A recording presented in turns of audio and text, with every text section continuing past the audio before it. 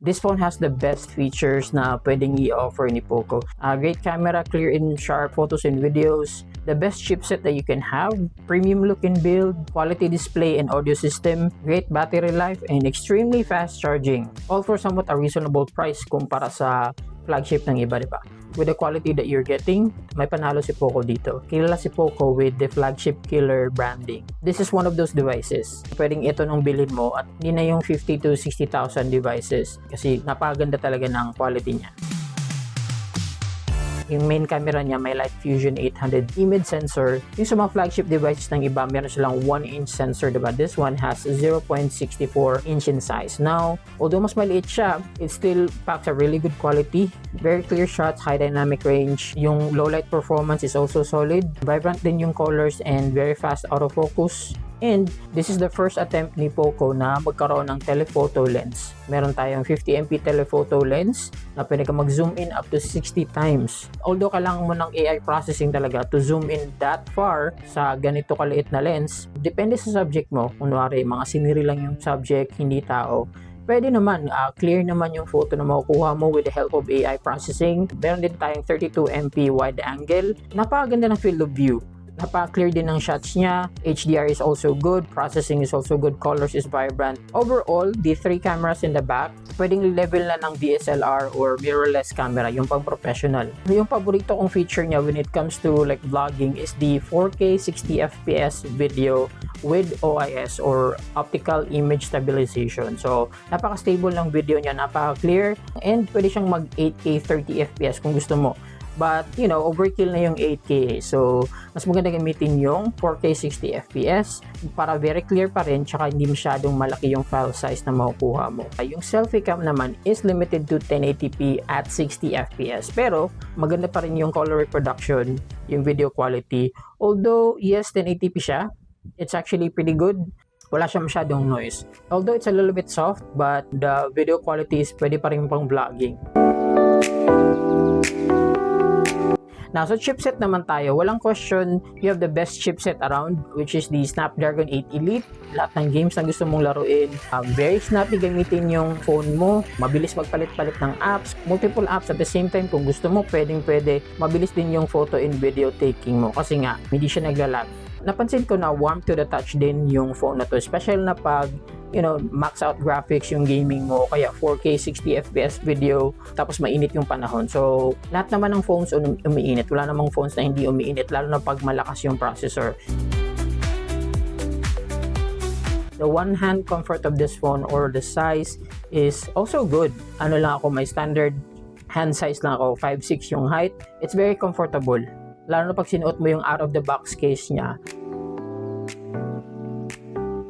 The display is protected by Poco Shield glass. I believe in-house glass ito na gawa ni Poco. Nilagay naman nila to sa F7 Ultra nila. So, maganda siguro to kagaya ng like Corning Gorilla Glass. Wala kasi tayong specs when it comes to the shield glass. The phone is also rated IP68 for water and dust resistance. So, pwede mo siyang ilubog sa tubig kung gusto mo ng 30 minutes. But, it's not advisable kasi hindi siya covered ng warranty. The display also supports HDR10 Plus and Dolby Vision. So, napaka-vibrant, pag nagsistream ka ng mga 4K videos. Naka-Widevine L1 support din siya. Plus, it's 120Hz sa screen. It's adaptive. Pwede siyang mag 60Hz to 120Hz. Wala siyang LTPO na nagda-dial down ng 1Hz yung screen pag wala kang ginagawa. But the efficiency of the chipset and the battery life is very good with this phone. Kahit na mag 5% yung battery ko, matagal pa rin siyang nalulobat. And also for the display, you can choose na 1440p yung resolution niya or you can switch to 1080p. Okay, so yung audio quality niya is very nice, very clear yung sound.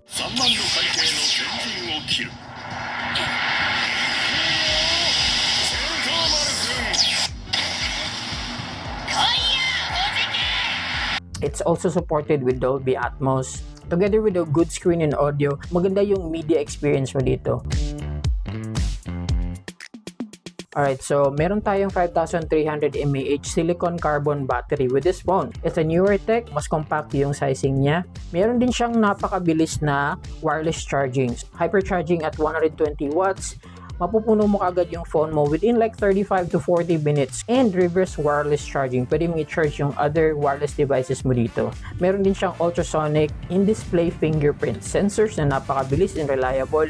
Yung face unlock, very reliable din, but minsan nagmiminti siya siguro sa mga low light scenarios. Yep, meron din tayong IR blaster, you can control other devices, and NFC for contactless payments. Saka napansin ko sa Wi-Fi niya, parang mas mabilis. Oo, kasi nagda-download ako ng Genshin Impact tsaka Wuthering Waves para i-test. And mas mabilis yung loading. And I guess the storage also helps.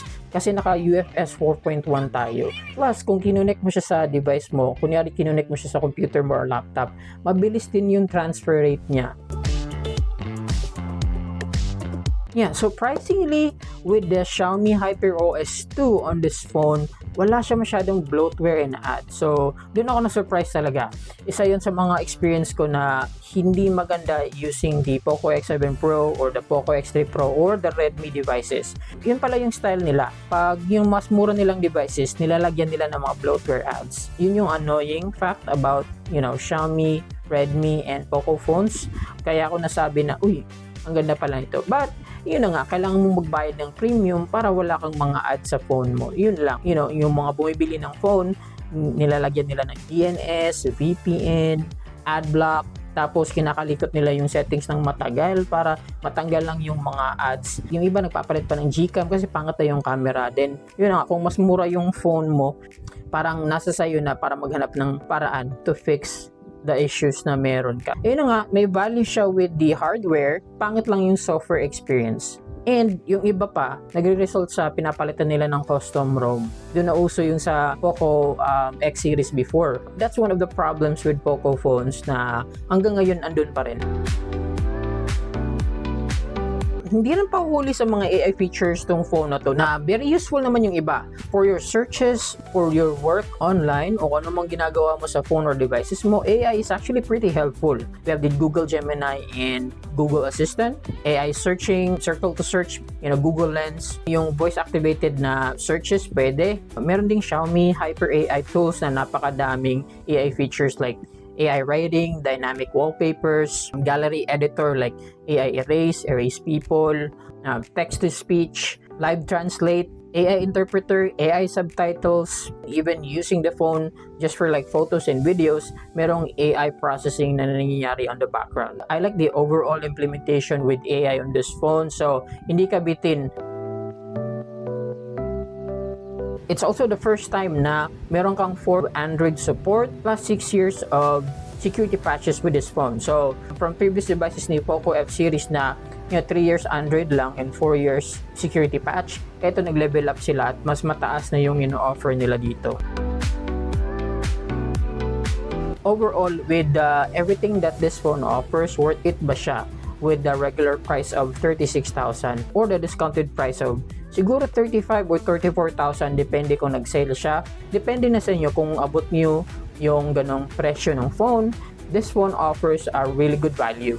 The best chipset, very good camera quality, premium build, good display and audio, battery and charging is also good. So, palong-palo ka na dito. Yun lang, meron lang siya mga cons na sometimes nag-underperform yung wide-angle lens, o kaya 1080p lang yung front cam video niya, o kaya wala siyang eSIM support for travelers. If you're okay na may mga limitations sa ganun, then this phone is actually perfect for you. Pwede siyang flagship killer na hindi mo na kailangan gumastos ng 50 to 60k to get the best chipset and good camera quality on your phone. Anyways, kung under budget ka talaga and hindi mo afford yung 30k phones, meron namang i-release si Tecnocamo na 40 Premier that could cost like 20k. Tsaka yung Infinix Note 50 Pro Plus is only 18,000 na meron ka ding 100 times telephoto zoom.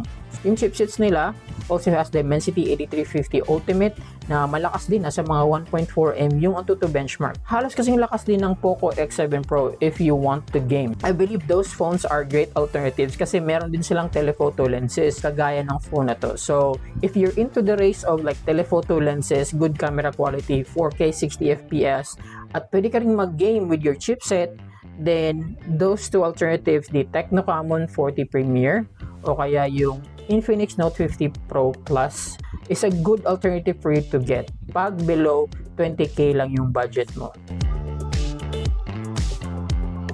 Thank you so much sa panonood. That is my review of the Poco F7 Ultra. Follow and subscribe kayo dito pag nagustuhan nyo itong video. Like and share. And once again, salamat. Take care. Bye-bye.